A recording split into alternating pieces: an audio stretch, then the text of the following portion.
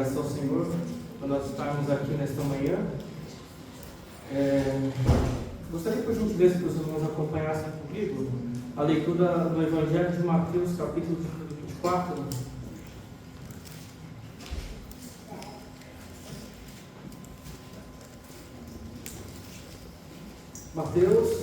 Evangelho de Mateus, capítulo 24. Como os irmãos estão vendo na projeção, do versículo 3 ao versículo 14, nós vamos ler nesta manhã.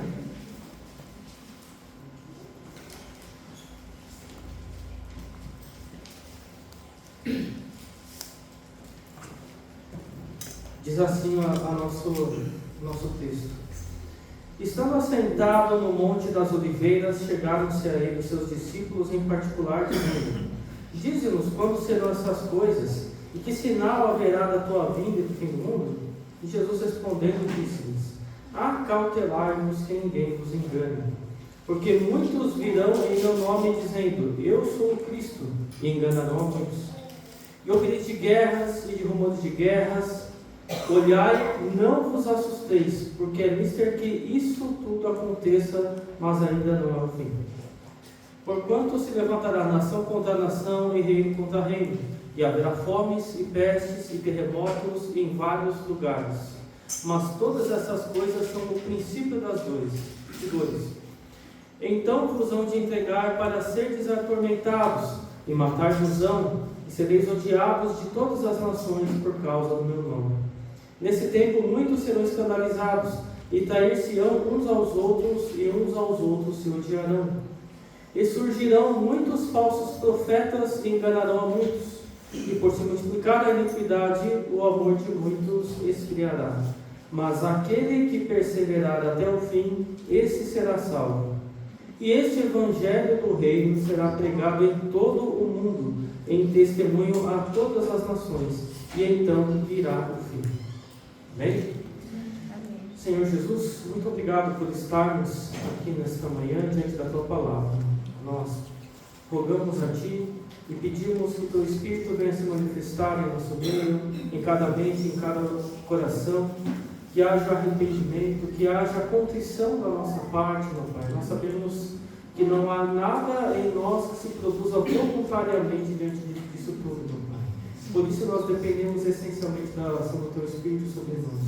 Nos prostramos diante de Ti, reconhecemos que nós somos totalmente dependentes de Ti, meu Pai. E pedimos a misericórdia do Senhor sobre nós mais uma vez esta manhã, que o Teu Espírito venha falar conosco. Nós clamamos o nome do Senhor Jesus. Amém. Amém, Jesus. Amém. O título da ministração, como os irmãos estão observando, é O Reino de Deus é Amanhã. Então, não se espantem, né? Aqueles que tiveram a oportunidade de ouvirem a primeira ministração dessa sequência de se o Senhor conduzir 9 ministrações, nós falamos ideias centrais do que é o Reino de Deus. E nós falamos que o Reino de Deus, ele acontece no presente e ele acontece no futuro. Então, na ministração anterior, nós vimos que nós vimos na verdade o que era o Reino de Deus, nós vimos o que era o seu governo, soberano sobre todas as coisas, nós vimos a realidade presente deste reino e nós citamos a realidade futura. Nesta ministração em específico, nós vamos dar sequência ao assunto, nós vamos nos dedicar a entender a manifestação do Reino de Deus no futuro. E, possivelmente, se o Senhor permitir, nas próximas ministrações, elas tratarão acerca do Reino de Deus no presente. Então, nós vamos nos dedicar a essa questão do Reino de Deus no futuro. E o que nós vamos considerar nessa mensagem? Pelo menos 3 assuntos. Nós vamos falar que esta era, ela está marcada pelo pecado e pela rebelião, como os irmãos já puderam perceber aqui no Evangelho de Mateus 24, nós acabamos de ler. Nós vamos observar também que o Reino de Deus, ele virá em plenitude a partir do momento em que Cristo voltar e o seu governo soberano for estabelecido. E terceiro, enquanto o Reino de Deus não vem em plenitude, nós devemos viver como cidadãos deste reino. Então é sobre isso que nós vamos tratar nesta manhã. E quando nós olhamos ao redor, a este mundo que nos cerca, frequentemente nós somos tomados por uma sensação de urgência e às vezes de perplexidade.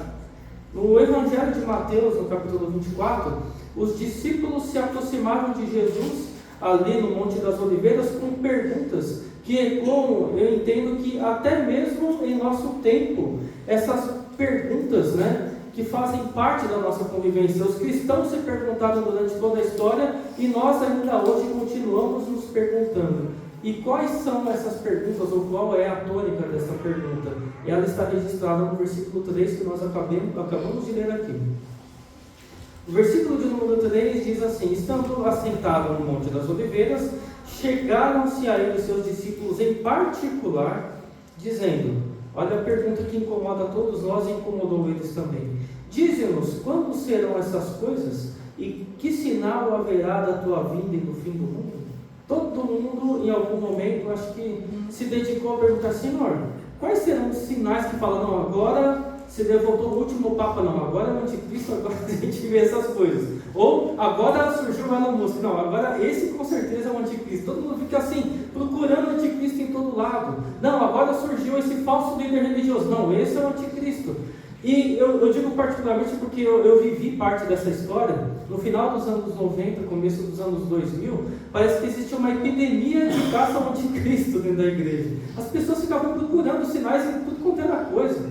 Ficavam procurando marca do anticristo, marca da besta, como nós vamos, né, ouvimos falar bastante. Hollywood se aproveitou desse movimento e surgiram vários filmes com a tônica do Apocalipse.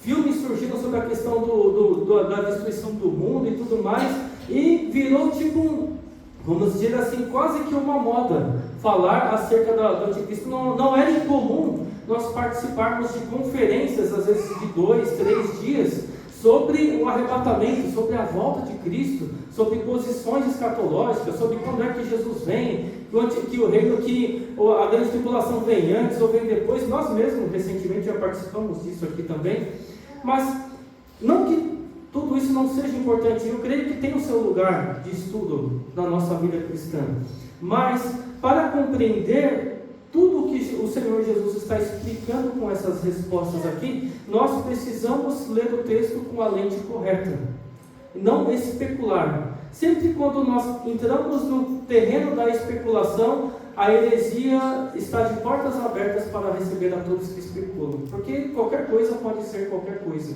A Bíblia não está cravando ou dizendo diretamente o que aquilo está significando. Então nós temos que tomar muito cuidado contra isso. E se serve de alerta, as grandes seitas que existem no meio cristão, que nós chamamos pseudo-cristãs, surgiram por uma interpretação correta acerca da volta de Cristo. Se serve de alerta para todos nós. Então, continuando aqui. Então, como eu disse que nós precisamos de uma lente correta para interpretar esse texto, como nós vimos na mensagem anterior, o reino de Deus na Bíblia não é apenas um lugar geográfico, mas ele é também o quê? Um governo dinâmico e é um governo soberano de Deus sobre todas as coisas. Então, na vinda de Jesus, esse reino, ele invadiu a história. Então, nós já, no nosso tempo, nós já experimentamos o perdão de Deus nas nossas vidas, nós já estamos sentindo a presença de Deus nas nossas vidas aqui, e nós estamos, a palavra de Deus, conforme nos afirma, nós estamos encaminhados para a vida eterna, porque todos nós alcançamos a salvação em Cristo. Isso é o que a Bíblia chama de o já do reino de Deus. Tudo isso já é algo certo, já é algo cumprido, é algo que nós estamos vivendo. Então, no entanto, o tema da nossa mensagem, como nós acabamos de falar, é o reino de Deus é amanhã. E por que amanhã? Porque embora o reino já opere de todas estas maneiras que eu acabei de dizer a vocês, a manifestação visível de tudo isso, e gloriosa e territorial, se dará no momento em que Cristo vier buscar a sua igreja. E isso é importante nós entendermos. Então, essa parte do texto do reino de Deus é o que nós entendemos como o ainda não, porque ainda não aconteceu. Então, nós estamos neste momento vivendo entre o intervalo do amanhecer da salvação e o meio-dia da consumação. Nós estamos aguardando o retorno de Jesus Cristo.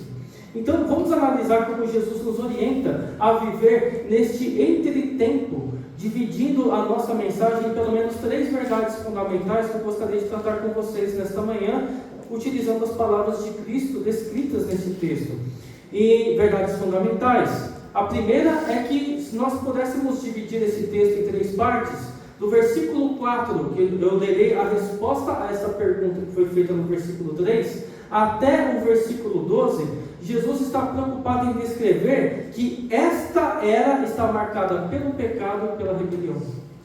Jesus responde à pergunta dos discípulos, mostrando o que é que está acontecendo no mundo neste momento. Perceba que dessa resposta que começa no versículo 4 e ela se estende até o versículo 14, até o versículo 12 é Jesus fazendo uma leitura do seu tempo. Isso tem uma verdade muito importante para nós. Primeiro, com que lente nós temos enxergado o mundo que nos serve? Com a mente do reino de Deus ou com a mente do reino deste século? Essa é uma pergunta muito importante que nós temos que fazer, e é o que Jesus fez aqui nesse texto.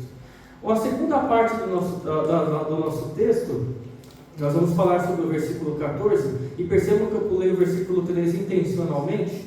O versículo 14 ele fala sobre que o reino de Deus ele virá em plenitude na volta de Cristo. Isso é o versículo 14.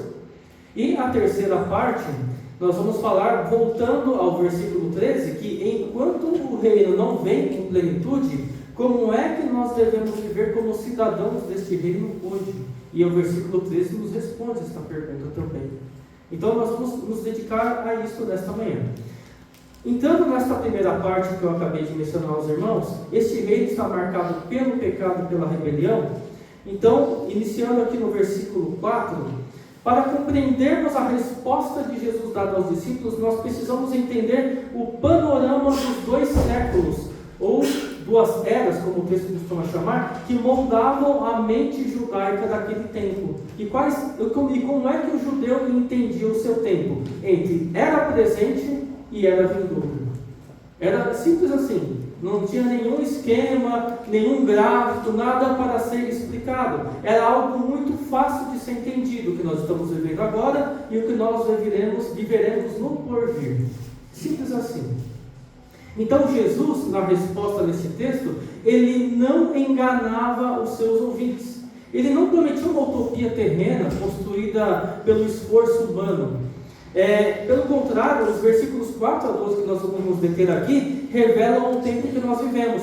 O período compreendido entre a primeira vinda, quando o Senhor esteve na terra, até a segunda vinda, quando Ele vier buscar a sua igreja. Ele está preocupado em se deter na resposta nesse tempo. E esse tempo seria marcado por uma profunda e por uma progressiva tensão espiritual, uma tensão moral e uma tensão cósmica. E eu vou explicar cada um desses pontos.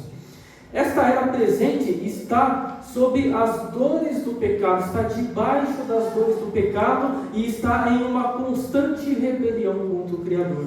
E Jesus ele detalha essa realidade nessas 3 dimensões. Eu separei, na verdade, em 4 dimensões específicas, porque eu peguei o versículo 9 para me deter especificamente em detalhes sobre a vida cristã nesse ponto, que é muito pertinente. E a primeira parte diz respeito à sedução da falsa espiritualidade, que nós vamos ler nos versículos 4, 5 e 11. Vamos ler aqui no texto. Versículo 4. E Jesus respondendo disse-lhes: acautelai-vos que ninguém vos engane, porque muitos virão em meu nome dizendo, eu sou o Cristo, e enganarão a muitos. Depois eu vou ler o versículo 11, vamos nos deter nesses primeiros 2. A primeira advertência de Jesus nessa resposta, quando os discípulos o perguntam, que sinal haverá da tua vinda e do fim do mundo? E a primeira advertência é que de Jesus não fala sobre guerras, não fala sobre fome, mas fala sobre o quê? Fala sobre engano. É a primeira advertência de Jesus. Então o reino de Deus, ele já inaugurou a verdade, porque Jesus Cristo é a verdade em pessoa. Mas os poderes desta era presente ainda operam debaixo de onde? Da mentira. Então, o pecado desta era se manifesta na tentativa constante de falsificar Cristo. É desta maneira que o mundo opera. O engano, existe um engano teológico e um engano messiânico acerca desse assunto. Por quê? Surgem líderes cristãos, infelizmente, filosofias, movimentos que prometem salvação, enquanto que a paz é a resposta para, e prometem inclusive, paz e resposta para angústias humanas, com detalhe, fora da cruz de Cristo. Perceba? Aonde que está o engodo, aonde que está o laço para afastar as pessoas? E percebam que o falso evangelho é justamente isso que ele promete. Ele te promete alegria, te promete paz, te promete prosperidade, mas sem passar pelo sofrimento da cruz. Este é o falso evangelho. E no versículo 11, depois aqui eu estou amarrando o assunto para ficar fácil de a gente entender, ele fala: e surgirão muitos falsos profetas e enganarão a muitos. Então Jesus está citando falsos profetas. Surgirão muitos falsos profetas. O perigo, ele não vem de fora, do lado de fora da igreja, mas ele vem de falsificações do evangelho que nascem dentro do ambiente religioso, distorcendo a verdade para massagear o ego humano. E quantas pessoas, infelizmente, como nós repetimos domingo após domingo, não somente eu, mas outros irmãos que aqui também ministram, o quanto o falso evangelho ele engana as pessoas, fazendo as pessoas se sentirem bem enquanto estão vivendo em pecado. É o que o falso evangelho faz hoje. Não trata com a vida das pessoas. A parte mais difícil, e eu repito isso várias vezes, é muito pesado isso que eu cito, infelizmente, mas a pior do que você ir para o inferno é você estar dentro da igreja achando que está indo para o céu e está indo para o inferno. É pior ainda, porque você acha que você está crendo no Senhor, mas na verdade você está crendo em uma outra coisa que não é esse evangelho que foi revelado pelas Escrituras. E a pessoa tem aquela falsa sensação de estar tudo bem com Deus, quando na verdade não está. E Jesus faz um alerta gigantesco aqui em Mateus capítulo 24, dizendo isso: olha, cuidado com os falsos profetas, e usa a expressão acautelai-vos. Por quê? São essas pessoas que infelizmente tiram a pessoa dos caminhos da cruz. São esses falsos profetas. Avançando aqui, tudo isso nós estamos falando acerca da sedução da falsa espiritualidade. Segundo ponto, o gemido da criação e da história, nos versículos 6 ao 8, que eu gostaria de ler com os irmãos aqui, que diz assim: e ouvireis de guerras e de rumores de guerras. Olhai, não vos assusteis, porque é misto que isso tudo aconteça, mas ainda não é o fim. Porquanto se levantará nação contra nação e reino contra reino, e haverá fomes e pestes e terremotos em vários lugares. Mas todas essas coisas são o princípio das dores. Jesus continua apontando para o colapso das relações internacionais e das estruturas da natureza. Tudo está colapsando. O pecado, ele não afetou apenas a alma humana, ele corrompeu também a história, ele corrompeu a geografia, ele corrompeu todas as coisas. De maneira que as guerras são o macro resultado de um egoísmo e da soberba dos povos. As guerras existem geralmente pelos motivos mais banais do possível. São poucas as guerras que são legítimas. Quando nós lemos aqui, eu gostaria de ler, para ficar bem claro isso, porque infelizmente a mídia, ela sempre vende uma situação de uma nação atacando a outra, e ela faz a pergunta: de que lado você está? Aí você encontra, eu vou citar o nosso contexto, porque nós estamos em São Paulo, lá na Avenida Paulista, uma pessoa que faz passeata pró-Israel e outro que faz passeata pró-Palestina, outro que faz pró... Peraí, nós não estamos na guerra, nós estamos aqui no Brasil, nosso contexto é outro. E por que eu tenho que ter um lado nessa história? Ambos os lados têm motivos totalmente egoístas dos dois lados. E eu tomar partido de um lado, partido do outro, é deixar de ler com a lente correta o que Cristo está afirmando aqui. Você está preocupado com a guerra em Israel, com a guerra na Palestina, com a guerra na Ucrânia, com a guerra onde quer que seja, mas como é que está a alma sua hoje se você partir deste mundo? Está bem com Deus ou não está? Percebe que isso é uma distração que nos tira o foco do que é o reino de Deus? A Bíblia está deixando muito claro que haverá guerras. E não são só essas. Se o Senhor não voltar, adiante haverão outras guerras. Não vai deixar de ter guerra no mundo. E nós estamos preocupados com essa guerra. A verdadeira guerra que está sendo travada e com a qual nós temos que nos preocupar hoje é com a guerra pelo direito das nossas almas. O diabo está querendo arrebatar almas do reino de Deus para serem lançadas no inferno. Esta é a verdadeira guerra que todos estamos vivendo. Não é que não seja legítimo nós nos preocuparmos por aquele que está sendo, infelizmente, lesado naquela guerra. Nós temos que cuidar, sim, é tarefa da igreja cuidar daqueles que estão sendo oprimidos. Mas o verdadeiro foco está em como está a nossa alma diante de Deus. Esta é a verdadeira guerra. Perceba que como que nós somos influenciados a pensar de uma maneira errada em relação a isso. Nós damos atenção demais a coisas que não vão mudar nada em nossa vida. Não vai mudar. Seria muito diferente se nós tivéssemos a guerra aqui no nosso país, é um outro contexto, uma outra situação. Deus nos livre disso, porque só quem vive uma guerra sabe o problema que é viver uma guerra, que vem famílias que são separadas, vem a fome, vem doenças, vem tudo, vem a negligência da parte do governo de não cuidar de ninguém, porque está cada um tentando salvar a sua vida. Uma guerra é uma coisa horrenda, sobre a qual o Senhor deve nos guardar o máximo possível que nós pudermos evitar dela. Mas o verdadeiro problema é a guerra espiritual que nós estamos vivendo hoje, nas nossas vidas. Então, continuando aqui, vamos Tiago capítulo 4, versículo 1, vamos ler daqui, eu tinha citado. Tiago capítulo 4, versículo 1 diz assim, a resposta com relação às guerras que eu estava mencionando aqui. De onde vêm as guerras e pelejas entre vós? Porventura não vem disto a saber dos vossos deleites, que nos vossos membros guerreiam? Toda a guerra vem para alguém se dar bem, porque alguém quer dominar sobre outro povo, alguém quer fazer do outro ser o seu escravo, porque ele não está satisfeito com a sua situação e ele quer impor o seu domínio sobre o outro.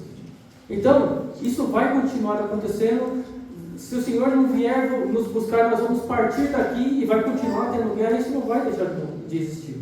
Mas o fato é, como é que está a nossa vida diante de Deus em meio a essa turbulência toda? Esta é a verdadeira pergunta que nós temos que fazer.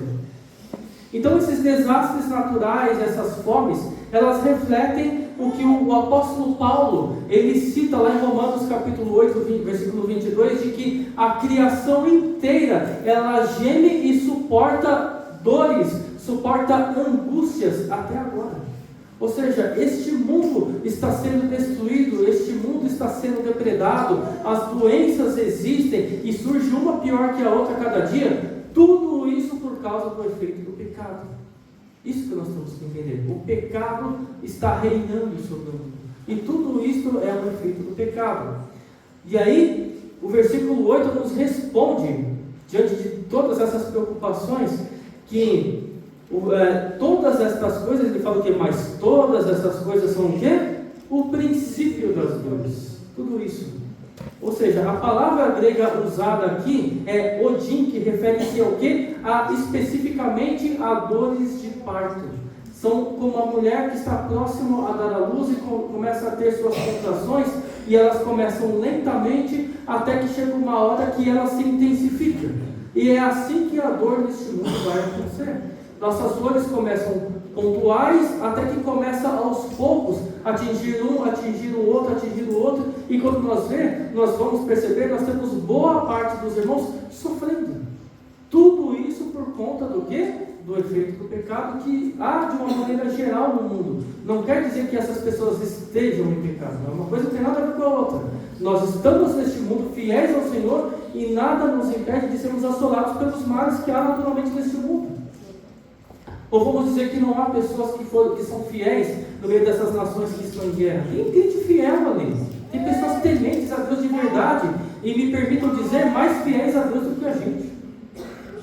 Muito mais fiéis, porque eles estão perseverando no Senhor no meio daquele caos, no meio daquela confusão. E é muito mais fácil a gente se afastar do Senhor na nossa condição, que é um pouco mais calma perto dessas pessoas, do que, vamos dizer assim, aquelas pessoas deixaram o Senhor. Elas têm todos os motivos para deixar o Senhor, mas elas assim o amam com todas as suas forças. O amam com todas as suas forças. Percebam?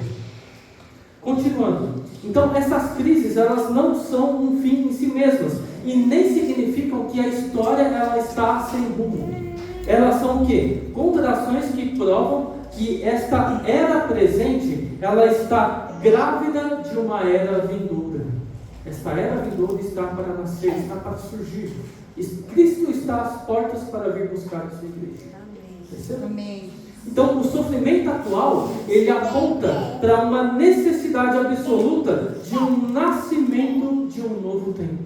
Por isso que nós estamos sofrendo da maneira como nós estamos sofrendo, falando de uma maneira global, falando como mundo. Um terceiro aspecto, e esse eu separei especificamente para me deter no versículo 9, e eu gostaria de ler aqui. Então vos hão de entregar para serdes atormentados, e matar-vos-ão, e sereis odiados de todas as nações por causa do meu nome. Jesus, ele afunila essas dores que começaram com algo mais geral, depois passou para algo mais local e agora passou para algo mais pessoal.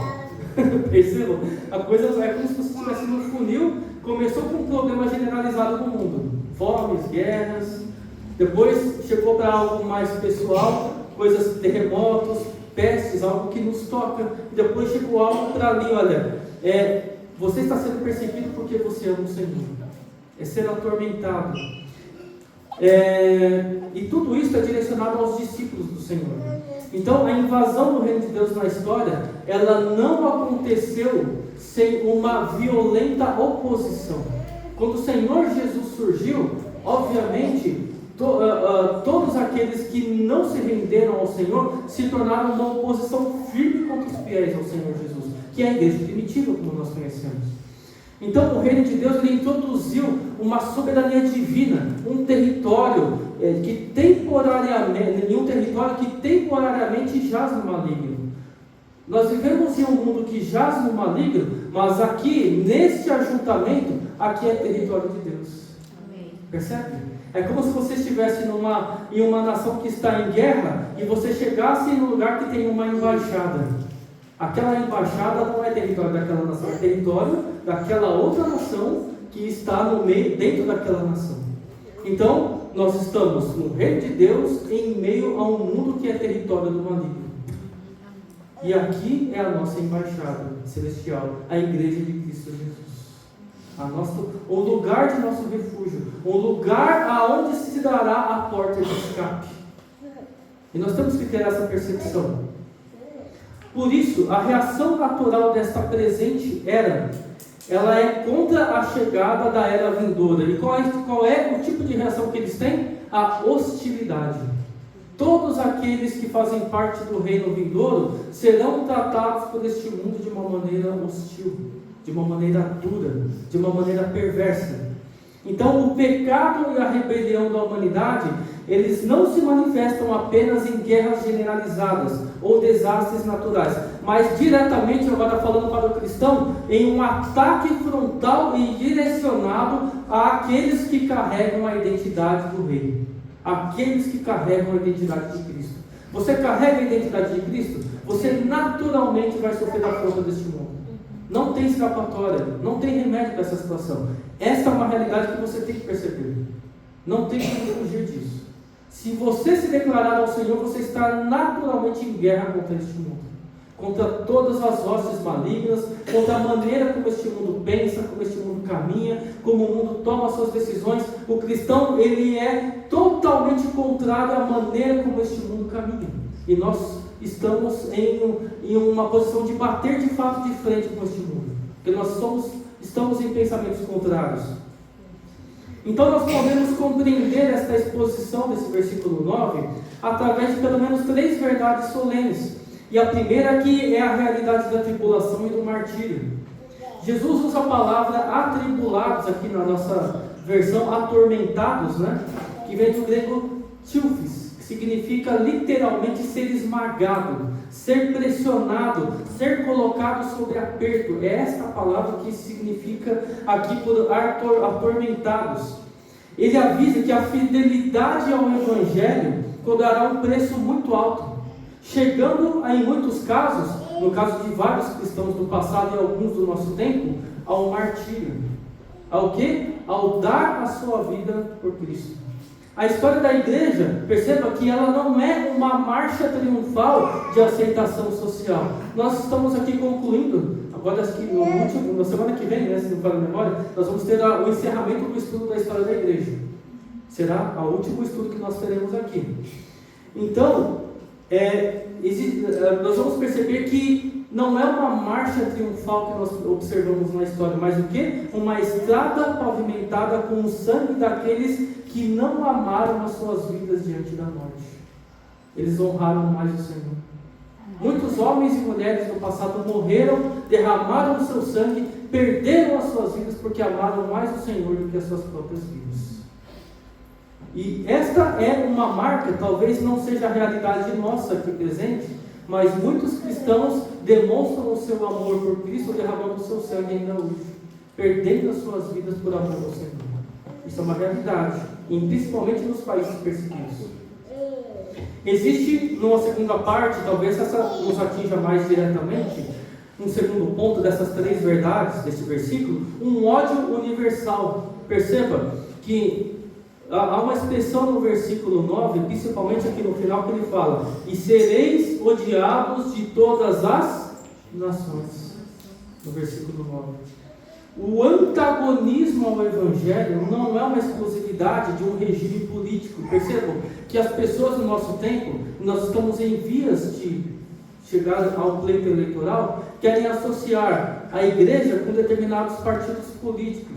A minha recomendação, eu falo porque eu já caí nessa armadilha em algum momento da minha vida, é: não se misture com isso. O reino de Deus não se mistura com as coisas deste mundo. Não é com o partido A, não é com o partido B.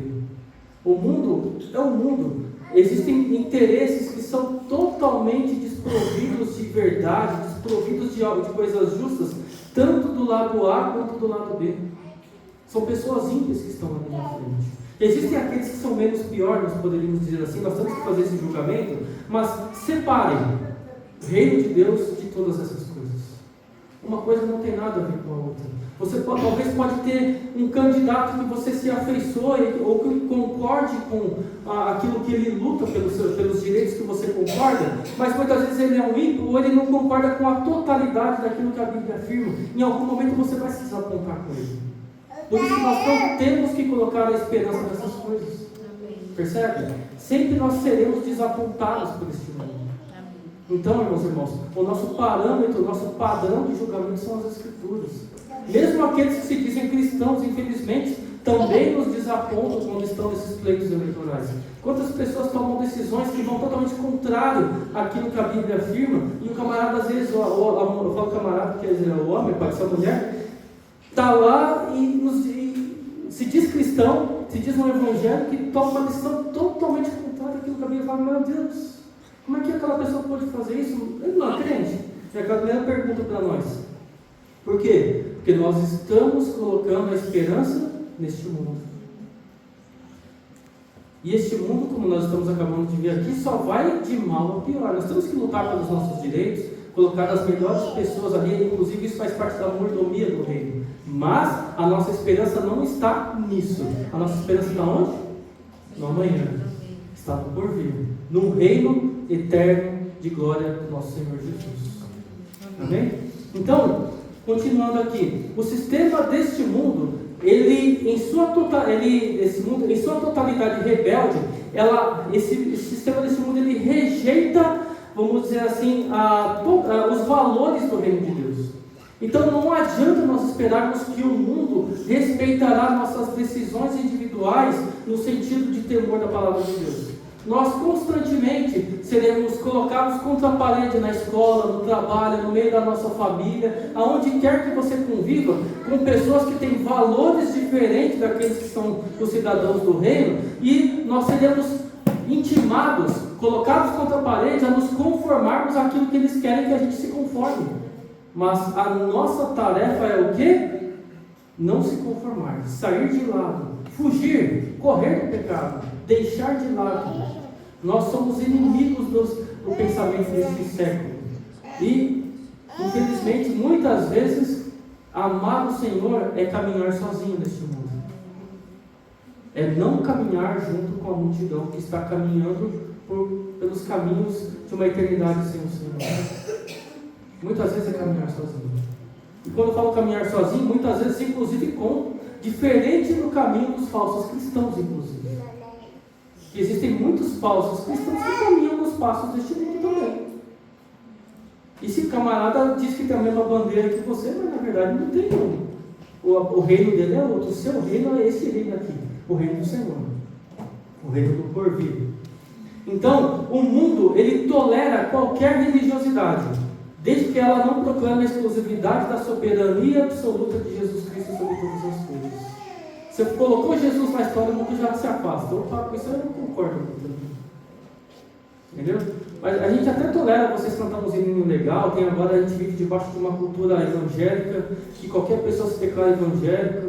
É muito comum nós entrarmos em lugares, shoppings, lugares, você está passando no meio de uma galeria de lojas, está cantando uma música evangélica de um lado, uma música gospel do outro, você fala, né? Glória a Deus, tem um crente aqui, mas às vezes o camarada que está lá só está ouvindo uma música daquela, mas tem nada com Deus. E quantos nós infelizmente conhecemos que são assim? Está ali, é só uma questão cultural, mas o Senhor está muito distante. E o terceiro aspecto, ainda dentro desse versículo 9, nós estamos falando sobre a hostilidade, a causa da hostilidade. Jesus revela a causa desse ódio todo. E qual é a causa desse ódio todo? Está revelado no versículo 9. O final do versículo 9. Por causa do meu nome. Toda essa hostilidade é por causa do nome de Jesus. Tudo isso. Então, Jesus revela o motivo. O mundo não odeia os cristãos por suas virtudes morais. Ou por suas obras de caridade. Os cristãos fazem muitas obras de caridade, tem muitos cristãos sérios que ajudam o mundo, e glória a Deus pela vida deles. Mas o mundo odeia a igreja porque odeia a Cristo que a igreja proclama. Por causa disso que o mundo odeia a igreja. O nome de Jesus confronta o orgulho humano, ele expõe o pecado e ele exige do homem que se arrependa. Então, quando você exige do ser humano que caminha no pecado, que ele abandone o pecado, ele se torna um inimigo seu. Porque o único que pode fazer com que um coração inclinado ao pecado se volte ao Senhor é o Espírito Santo. Amém. Nós não conseguimos fazer isso. Mas qual é a tarefa que o Senhor nos deu? E uma tarefa imerecida, uma tarefa que nós não somos merecedores dela, é a de proclamar o Evangelho. Nós proclamamos o Evangelho abertamente. Seremos perseguidos por causa disso. 99% das pessoas serão contra aquilo que estão ouvindo, mas este 1% é o Espírito Santo que vai agir pela ação da palavra dele que foi proclamada e vai operar a obra de salvação no meio daquele ímpio. E ele será alcançado e ele será salvo. Então, esta é a nossa tarefa, meus irmãos. É entrarmos como um soldado no meio de um mundo hostil, para proclamarmos a verdade de Deus. Então, quando a igreja prega o Cristo crucificado e ressurreto, ela se torna um alvo de resistência desta era presente. Você quer saber se uma igreja é séria ou se uma igreja não é séria? Observe se o nome de Cristo é proclamado ali dentro dela. Se há mensagem de salvação, de arrependimento, de confrontação contra o pecado. Esta igreja que prega isso, esta é uma igreja verdadeira. Qualquer outra que pregue diferente disso é um parâmetro que nós conseguimos separar aqueles que seguem a verdade daqueles que não seguem a verdade. Um quarto ponto aqui na primeira parte, que esse é o ponto mais extenso do nosso sermão, o esfriamento do amor e a iniquidade progressiva. São os versículos 10 e os versículos 12. Versículos 10 e 12, que ontem nós já falamos dos falsos profetas aqui. Então, versículo 10. Nesse tempo, que é o nosso, muitos serão escandalizados e trair-se-ão uns aos outros, e uns aos outros se odiarão. Pulem para o versículo 12. E por se multiplicar a iniquidade, o amor de muitos esfriará. O ápice dessa rebelião, o ponto mais alto, é o regime de fórum mais íntimo e mais doloroso, que é o coração e os relacionamentos das pessoas. Percebe que o versículo 10 fala sobre traição e fala sobre escândalo. O tecido social e até o tecido comunitário, ele se desfaz diante da pressão do pecado. Ou seja, quanto mais a volta de Cristo se aproxima, mais as famílias serão assoladas pelo pecado, com a questão do divórcio ser tratado como algo natural, com a traição ser incentivada pela mídia, com tudo aquilo que contradiz as Escrituras sendo louvado, sendo engrandecido pelas mídias sociais, sendo engrandecido pela TV, por tudo aquilo que nos cerca, pela fala das pessoas, pelas conversas do dia a dia. É sobre tudo isso que, vamos dizer assim, que tende a aumentar a cada dia e não vai melhorar. O grande perigo, talvez não, eu acho que você fala com uma certeza absoluta, é de que o mundo jaz no maligno e que essas coisas elas tendem a aumentar como estão reveladas nas Escrituras. O problema é quando a igreja começa a dar ouvido a essas coisas. É quando nós passamos a nos conformar com isso. Essa semana eu estava vendo uma matéria muito interessante, eu esqueci o nome do irmão que escreveu essa matéria, mas é nesses sites, bastante interessantes, sites bíblicos inclusive, que ele estava dizendo sobre a questão de séries e filmes que tem nos streamings da vida. Por exemplo, existem muitos streamings que inclusive alguns pastores, alguns irmãos, eles recomendam que as pessoas assistam. E ele tocou num ponto que pouca gente tem coragem de tocar nesse assunto. Que no meio dessa situação, que é uma produção, infelizmente, não é uma produção cristã, é uma produção do mundo, mas que tem valores, entre aspas, cristãos, sempre tem uma pitada de uma cena sensual que não deveria estar ali. Sempre tem uma pitada de algo de um camarada que está usando droga ali no meio. Sempre tem uma pitadinha de algo que vai contra aquilo que as Escrituras afirmam. E tudo isso acaba sendo o quê? Sementes lançadas no coração de pessoas que querem viver a verdade e que acabam aceitando aquilo como algo normal. Você percebe que à medida que o pecado nós vamos vivendo, confrontando, convivendo com ele, seja na mídia, seja na nossa caminhada cristã, com pessoas que se dizem cristãs, nós vamos normalizando aquilo que a Bíblia afirma declaradamente que é errado. E nós acabamos o quê? Perdendo o nosso filtro correto. Porque a grande maioria de nós, infelizmente, não nos dedicamos fielmente às Escrituras como nós deveríamos nos dedicar. Porque nós não passamos o tempo todo lendo a Bíblia, nós gastamos um tempo do nosso dia para ler as Escrituras, mas às vezes você gasta 20 minutos, meia hora, eu estou sendo bastante generoso, tem gente que não tem meia hora de Bíblia por dia aqui. Estou sendo bastante generoso, se dedicando às Escrituras, mas quanto tempo você gasta num episódio de uma série? 1 hora? Fácil. 2, quando a pessoa emenda 2 episódios de uma vez, ou assistir um filme de 1h40, quanto aquilo influencia a nossa mente e o quanto a Bíblia influencia a nossa mente. Você sabe o que é certo e o que é errado, mas a maneira como você pensa começa a ser mudada por aquilo que você detém na sua atenção. Percebe? E era sobre isso que esse autor estava dizendo. Então nós temos que tomar cuidado, porque a traição, o escândalo, tudo isso, no meio dessas coisas que nós vamos normalizando, acaba baixando o nosso filtro, a nossa régua espiritual daquilo que a Bíblia nos declara. Isso é um cuidado que nós temos que tomar. Então, meus irmãos, infelizmente, e eu falo porque também padeço dos mesmos sofrimentos que os irmãos também padecem, está cada dia mais difícil nós escolhermos algo para assistir. Tá? E eu falo porque eu também gosto de assistir, não sou diferente de nenhum de vocês. Mas nós temos que tomar cuidado e pedir muita clareza do Senhor. E se você puder não assistir, eu falo isso primeiro para mim, depois para vocês, é melhor ainda, porque você está guardando a sua mente de ser influenciado pela maneira deste mundo. Amém. Isso eu falo primeiramente para mim, depois para os irmãos.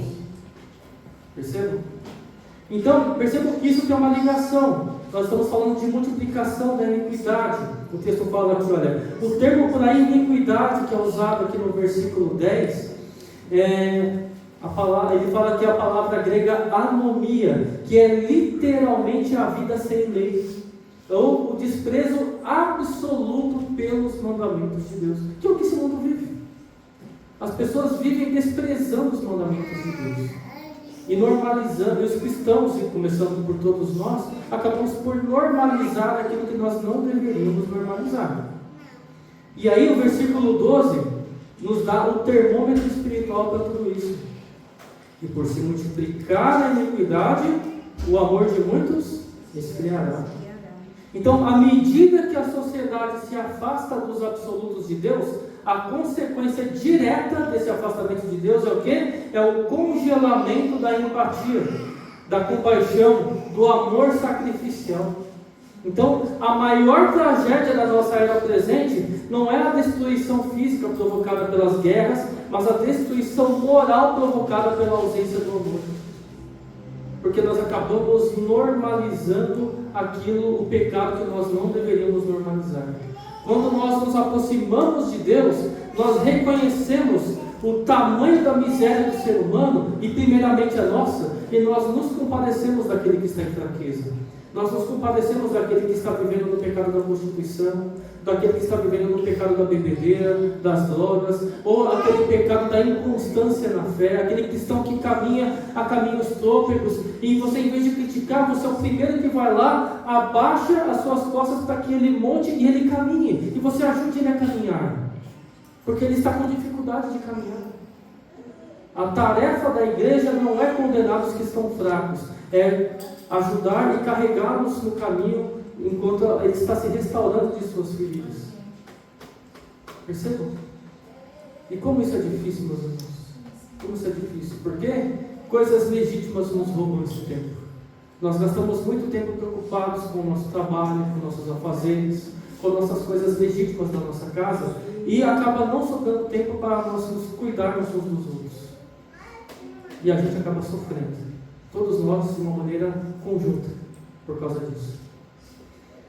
Então, diante de tudo isso que nós acabamos de ler, detalhar tudo isso, como eu acabei de dizer aqui aos irmãos que está descrito, não é para nos amedrontarmos com tudo isso, e não é o objetivo do Senhor Jesus amedrontar os discípulos ou deixar eles em pânico com relação ao que aconteceria. Mas qual era a intenção do Senhor Jesus ao declarar essas palavras? Nos orientar para tomarmos uma posição diante de tudo isso. E é aí que nós temos aqui algumas aplicações que nós podemos extrair desses textos. Primeiro, nós temos que proteger as nossas mentes contra o engano. Então, em um mundo de relativismo e de falsos profetas, como eu acabei de dizer, o nosso único escudo é nos aprofundarmos nas Escrituras. É não se deixar guiar por novidades teológicas ou por quem promete facilidades que Jesus nunca prometeu. O único caminho é você mergulhar de cabeça nas Escrituras, e aí a sua mente será guardada deste mundo. Uma segunda aplicação: não perca a capacidade de chorar ou de amar. O texto diz que o amor de muitos esfriará, nós acabamos de ler aqui, mas não diz que o amor de todos deve esfriar, diz que muitos. Então a igreja é o lugar onde o calor do Espírito Santo ele deve resistir ao inverno moral deste mundo. Diante da multiplicação da iniquidade, responda com a multiplicação da graça de Cristo na nossa vida.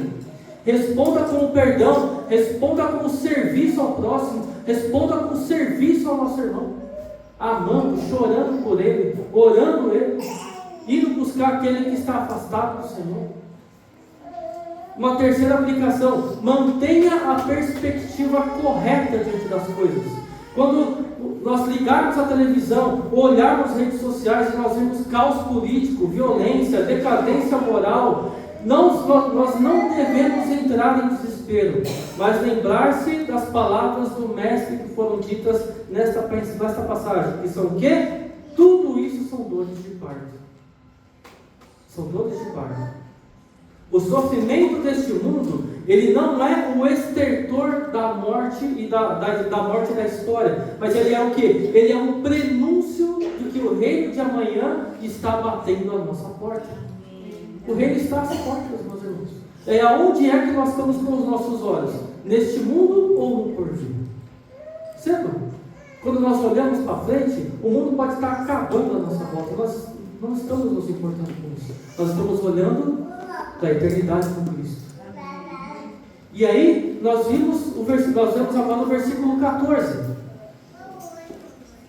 E este evangelho do reino será pregado em todo o mundo, em testemunho a todas as nações, e então virá o fim. Depois de pintar um quadro realista e doloroso das crises que marcam a nossa era presente, Jesus não deixa os seus discípulos no vale do desespero.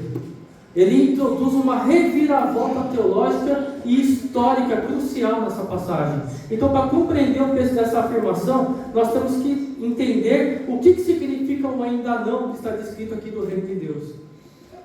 O reino já invadiu a história na primeira vinda de Jesus Cristo. Então, operando de uma maneira espiritual, de uma maneira mansa, interna no coração das pessoas que foram redimidas por Cristo. No entanto, o versículo 14 que nós acabamos de ler, ele aponta para o momento em que essa operação secreta se tornará uma manifestação pública, cósmica e definitiva. O reino de Deus virá em sua plenitude, na parousia, como diz o termo grego, que diz respeito à segunda vinda de Cristo. E nós podemos detalhar essa esperança em 3 verdades fundamentais neste texto. O primeiro é que o fim não é um acidente, é uma intervenção divina. Isso é interessante de nós nos apercebermos. Jesus diz, e então virá o fim, como nós acabamos de ler no versículo 14. Na cosmovisão secular, a história humana, ela caminha para um fim, para uma autodestruição trágica. Basta nós sairmos na rua e perguntarmos, por que você acha que vai ser o apocalipse? Alguns vão falar de colapso climático, de El Niño que está vindo aí, de guerra nuclear. É tudo isso que as pessoas vão falar que é apocalipse. Ou para uma evolução utópica, que todo mundo que a humanidade vai melhorar, o homem vai ser menos mortal do que ele é, que é uma coisa totalmente utópica, nós sabemos que a coisa não é bem assim. Ou que a tecnologia vai resolver todos os problemas das pessoas. Nós temos a IA avançando a passos largos, como aqueles que estão acompanhando a tecnologia. Só que a Bíblia, ela rejeita ambas essas visões. O fim desta era presente não acontecerá por um processo natural da evolução humana, e nem pela vitória final sobre o caos. O fim virá porque Deus estabeleceu um dia em que Ele mesmo intervirá de uma maneira catastrófica e soberana na história. Catastrófica porque aqueles que não se renderam ao Senhor Jesus serão aniquilados, e aqueles que estão com o Senhor Jesus serão arrancados deste caos e serão lançados numa eternidade com Ele. E esta é uma intervenção que foi declarada pelo Senhor Jesus. Então, o reino do Senhor Jesus, ele é um reino que derruba os outros reinos. Assim como na profecia de Daniel capítulo 2, nós não vamos ter tempo de ler aqui, leia na sua casa Daniel capítulo 2, onde uma pedra cortada sem o auxílio de mãos humanas esmaga a estátua dos impérios humanos e se torna uma grande montanha que enche a terra. A volta de Cristo rasgará os céus para encerrar definitivamente o tempo da rebelião humana. O amanhã do reino é o dia da prestação de contas e da soberania visível de Deus sobre todos os homens. Pode falar. Sobre o fim não ser acidental, leia em Isaías 46:10. Vamos ler, irmãos. O fim não é acidental. Isaías 46:10. Foi planejado por Deus. Foi planejado por Deus, aqui ó. Já estou com ele aberto aqui. Que anuncia o fim desse. Que anuncia, aqui está sem. Anuncia, está sem. Eu não estou dando nenhum acento aqui, não tem mesmo. Que anuncia o fim desde o princípio, e desde a antiguidade as coisas que ainda não sucederam. Que digo, o meu conselho será firme, e farei toda a minha vontade. Então o fim, como está descrito aqui, meus irmãos, está anunciado desde o princípio. Não há, o fim não é algo que aconteceu por causa de uma catástrofe, ou por causa da maldade humana, nós causamos o fim. Não, o fim ele é designado, ele é determinado por Deus. O dia em que todas as coisas serão findas, em que este mundo findará, já está determinado por Deus. E isso é algo que nós temos que ter em mente. Não existe, o mundo pode ir degringolando, pode ir perdendo, vamos dizer, cada dia mais a moral, perdendo as esperanças, mas o dia da vitória do Senhor já está determinado para aqueles que são justos. Então é algo que nós não temos que nos preocupar. Então, como nós acabamos de ler, o fim não é um acidente, ele é o quê? Uma intervenção divina. é algo determinado por Deus desde antes da fundação do mundo. Então, esse é o primeiro aspecto do versículo 14 que nós vemos aqui. O segundo, a condição histórica. O Evangelho como força de conquista. Note que existe uma ordem estabelecida por Jesus. O fim não vem antes que o Evangelho do Reino seja pregado em todas as nações. É o que está descrito aqui no versículo 14. E esse Evangelho do Reino será pregado em todo o mundo. O mistério do reino, conforme é declarado lá em Mateus 13, que nós também não vamos ter tempo de ler, a mensagem é bem extensa, irmãos? Por isso que eu estou cortando umas aspas aqui, porque não dá para nos determos aqui. Mas é que antes do dia do julgamento final, o reino de Deus, ele entrou no mundo para trazer a salvação e a reconciliação aos homens pecadores. Ou seja, não existe ninguém que passará para a eternidade e dizer: eu não sabia, eu não conhecia, eu sou inocente. Ainda mais hoje, muitos talvez se prendem na esperança, principalmente aquele cristão que não está a fim de servir a Deus de uma maneira mais séria. Ele fala assim: mas dá tempo de eu me arrepender ainda, porque o Evangelho tem que ser pregado no mundo inteiro. E tem lugar que não conhece Jesus ainda, né? Você já deve ter ouvido isso em algum momento. Irmãos, não se fie nisso. Hoje nós temos uma coisa, eu não estou com o meu aqui, mas está filmando aqui. Hoje você tem celular. Existe algum lugar do mundo que talvez um ou outro lugar muito específico que ainda não tem acesso a um aparelho celular? Mas eu digo para vocês que mesmo nos lugares perseguidos as pessoas têm um aparelho celular. Então o Evangelho está sendo pregado. Então não se fie nisso. E Deus usa homens e mulheres de Deus que estão indo nesses lugares hoje e traduzindo inclusive as escrituras no idioma dessas pessoas para que eles tenham acesso a essa verdade. Então não se fie que as pessoas não conhecem ainda. Existem muitas pessoas a serem alcançadas de fato, mas o Evangelho já está lá. Perceba? Ele não deixou de estar, ele continua lá. Então, a oportunidade da graça. Deus, ele não envia o fim imediatamente, porque ele ainda está dando tempo para que as nações se arrependam. É diferente. Então, o Evangelho não é que ele não chegou nessas nações, o Evangelho já chegou, mas a porta da graça está aberta para que pessoas nesses lugares tenham a oportunidade de se arrepender. Então, o reino avança hoje, vamos dizer assim, não por meio de espadas ou por tanques de guerra, mas pelo poder da palavra pregada. O Evangelho do reino é a mensagem de um rei que já venceu o pecado e a morte na cruz, e que há anistia e perdão para todos aqueles que se arrependam antes do dia do acerto de contas. Então todos terão a oportunidade de se arrepender. Não existe ninguém que não terá essa oportunidade. E um terceiro aspecto para nós avançarmos para o final: a plenitude territorial, cósmica e corporal. Quando Jesus voltar e o fim desta era se concretizar, o reino de Deus ele deixará de ser uma realidade experimentada em parte, como a igreja experimenta hoje, para ser experimentada em sua plenitude.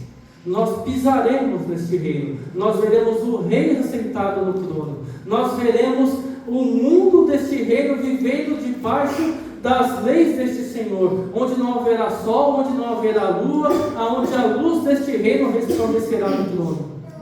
Nós estaremos neste reino vivo. Não haverá morte. Então a vitória sobre a morte, hoje nós adoecemos, nós morremos, embora tenhamos a vida eterna para a nossa alma. Na volta de Cristo, o último inimigo a ser destruído é a morte. 1 Coríntios capítulo 15, 26, eu não vou ler por questão do tempo, fala que o último inimigo a ser vencido será a morte, e nós receberemos o quê? Um corpo glorificado. E nós teremos o nosso corpo como um corpo de Cristo glorificado na cruz do Calvário. E nós teremos, por terceiro, a restauração da criação. Então, a geografia do pecado que nós vimos no ponto anterior aqui, nós falamos sobre fome, sobre guerras, sobre terremotos, dará lugar aos novos céus e à nova terra. O governo de Deus não habitará apenas no coração dos crentes, mas encherá toda a terra física, como Isaías capítulo 11, versículo 9 nos diz que, como as águas cobrem o mar, tudo será preenchido. Não haverá nada que o Senhor não tenha preenchido e restaurado. Então, diante de toda essa situação que nós vimos e diante das palavras do versículo 14, para aqueles que estão em Cristo, nós temos que trocar a nossa ansiedade por essa esperança final, por essa esperança escatológica. Nós temos que parar de olhar para o futuro com pavor. Quem não conhece a Cristo, olha para o amanhã com medo, com pavor, com um colapso que se dará. Mas nós olhamos para o amanhã sabendo que esse amanhã pertence ao nosso Rei. O fim da história cristã não é uma tragédia, é o casamento da igreja com o Cordeiro. Essa é a grande diferença. Uma segunda aplicação: lembre-se de que a missão da igreja, a nossa missão, ela precede o fim. Se o fim virá após a pregação do Evangelho às nações, nós somos quem? Os cooperadores desse programa. A tarefa da igreja é ser anunciadora desse Evangelho. A igreja, ela não deve se trancar em um gueto espiritual, nós poderíamos assim chamar, para fugir deste mundo pecaminoso. Muito pelo contrário, o nosso dever como igreja é ir até os confins da terra. Cada vez que nós evangelizamos um vizinho, ou nós oramos por missionários, nós estamos proclamando este reino do amanhã, que está declarado nas Escrituras. Uma terceira aplicação: nós devemos viver com um senso de urgência. A igreja tem perdido esse senso de urgência. O versículo 14 nos lembra que esta era presente que nós estamos vivendo tem um prazo de validade. Então, os impérios humanos vão passar, os bens materiais vão derreter, mas o reino de Deus permanecerá para sempre. Então, não invista a totalidade da sua vida, os recursos e o seu tempo em um edifício que está prestes a desabar. Invista naquilo que é eterno. Amém? Sim, os céus e a terra passarão, mas as palavras do Senhor nunca passarão. E as palavras dele são aquilo que ele declarou a nós, que são a vida eterna. Amém? Versículo 13, que é o último versículo que eu vou ler, que eu gostaria de compartilhar aqui. Mas aquele que perseverar até o fim, esse será salvo. Então, enquanto este reino não vem em plenitude, nós devemos viver como cidadãos deste reino. Então, depois de nos mostrar esse cenário caótico dessa mensagem, da primeira parte, e dessa promessa gloriosa da manifestação do reino futuro no versículo 14, que é a segunda parte, Jesus nos traz de volta para o momento presente, para o aqui e para o agora, para este momento. O reino de Deus não é apenas uma esperança futura, mas ela é uma força que exige obediência no presente. Nós fomos libertos do império das trevas e transportados para o reino do Filho do seu amor, como é declarado lá em Colossenses capítulo 1, versículo 13. Então, isso significa que, embora os nossos pés ainda pisem o solo deste mundo marcado pelo pecado, a nossa identidade, a nossa lealdade, os nossos valores pertencem ao reino do amanhã. Então, viver neste entretempo que nós estamos vivendo, o intervalo entre a primeira e a segunda vida de Cristo, exige uma postura de cidadania ativa e santa de todos nós. E nós podemos detalhar essa responsabilidade prática em pelo menos 3 marcas, que sobre isso eu gostaria de finalizar. A palavra grega utilizada para perseverar no versículo 13, mas aquele que perseverar no versículo 13 é a palavra hipómeno, que significa uma resignação passiva, como alguém que não como alguém que cruza os braços e aguarda a tempestade passar, mas uma resistência heróica. É a capacidade de permanecer firme sobre um peso esmagador, sem retroceder diante disso tudo.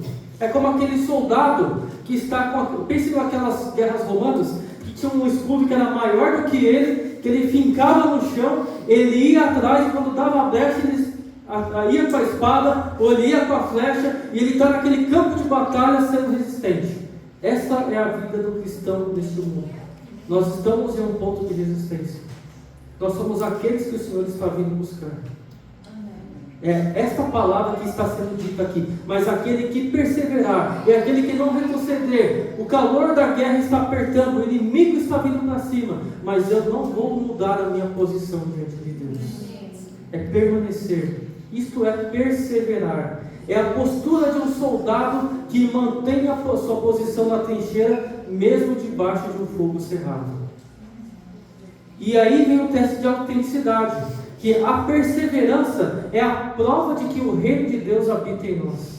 Talvez nós tenhamos ter momentos de fraqueza, momentos que nós vamos ter caminhos trôpegos na caminhada. Mas só o fato de você perceber que você está numa batalha e que você não desistiu e você continua lutando com suas poucas forças, você está debaixo da promessa do versículo 13: perseverar até o fim. Você está ali quase perdendo as forças, mas você está debaixo de uma promessa de Deus. Amém. Continuando aqui: os falsos profetas enganarão a muitos, a iniquidade fará com que o amor de muitos esfrie. Mas o verdadeiro cidadão do reino persevera, porque a fé dele não é baseada nas circunstâncias deste mundo, mas na imutabilidade do rei, naquele que não muda, naquele que é Senhor sobre todos. Um segundo ponto, e esse aqui seria muito bom nós nos determos mais, mas o tempo não ajuda. Nós vamos, em outras ministrações, nós vamos nos dedicar mais sobre esse ponto que eu vou falar agora. Eu não vou me abrir esse ponto, porque ele é bem extenso. Viver debaixo de uma ética futura no nosso tempo. Viver a ética deste reino futuro hoje nas nossas vidas.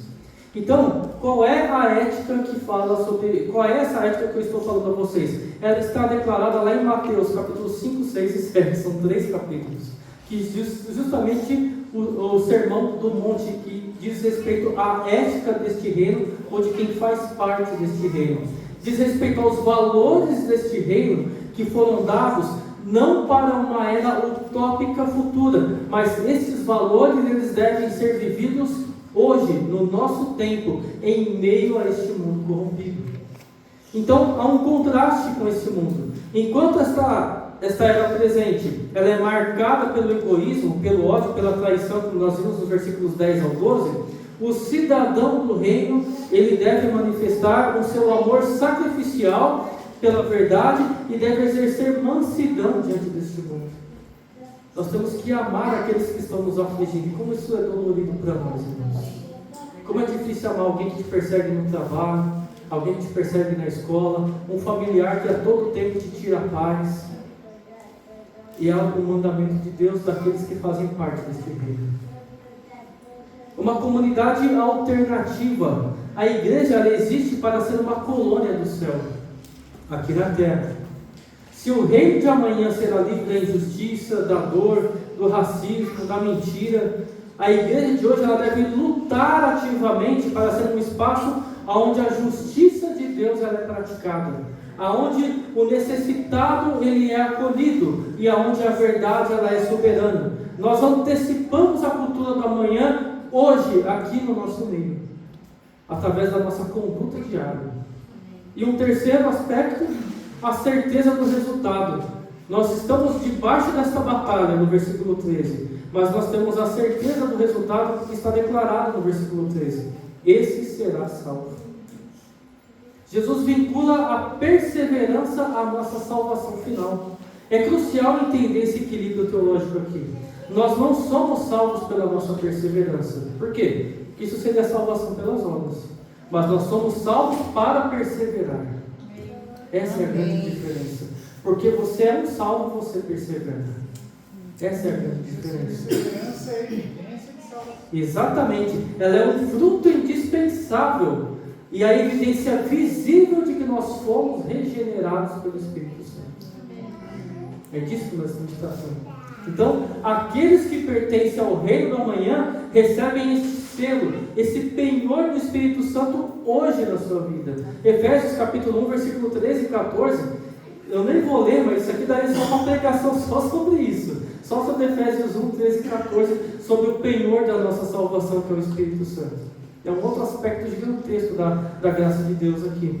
E é isso que nos garante essa força necessária para nós não nos apostatarmos da fé, mesmo diante do martírio, diante da perseguição ou diante da sedução do pecado.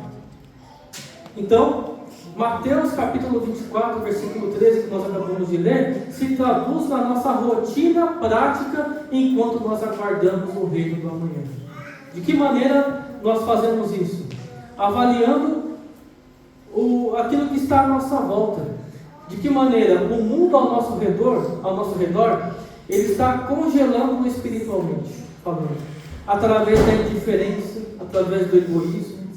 Não permita que o cinismo deste mundo roube a nossa capacidade de amar.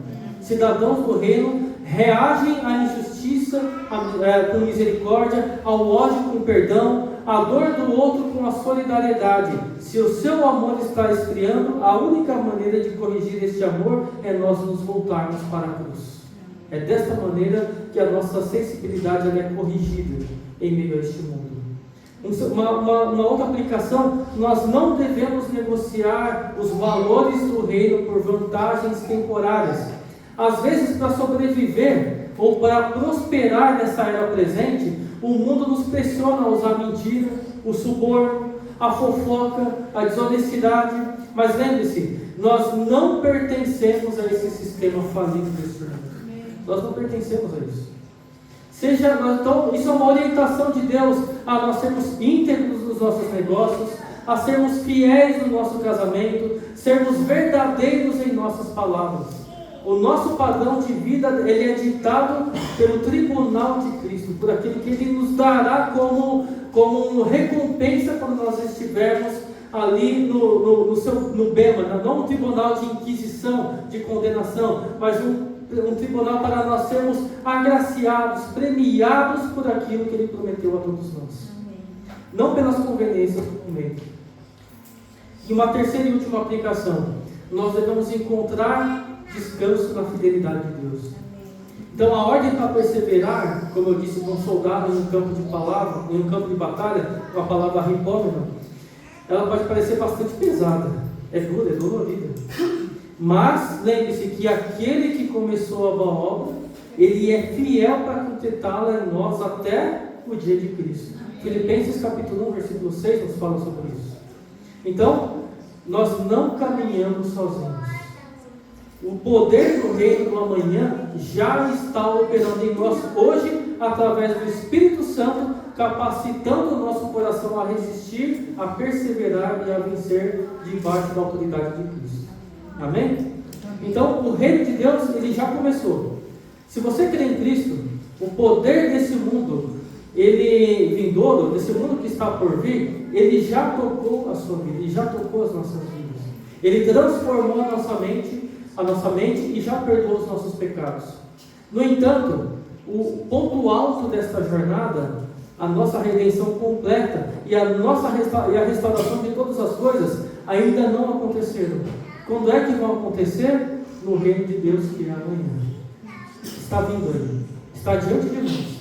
Então, não desanimem diante dessas guerras, diante das crises, diante do esfriamento do amor, diante da sociedade que nós vivemos. Essas são as dores de parto de uma era nova que está para nascer, que é este reino do amanhã. Em vez disso, nós devemos nos apegar à promessa da perseverança. Que o Senhor Jesus nos encontre sempre, irmãos, ocupados com a sua obra.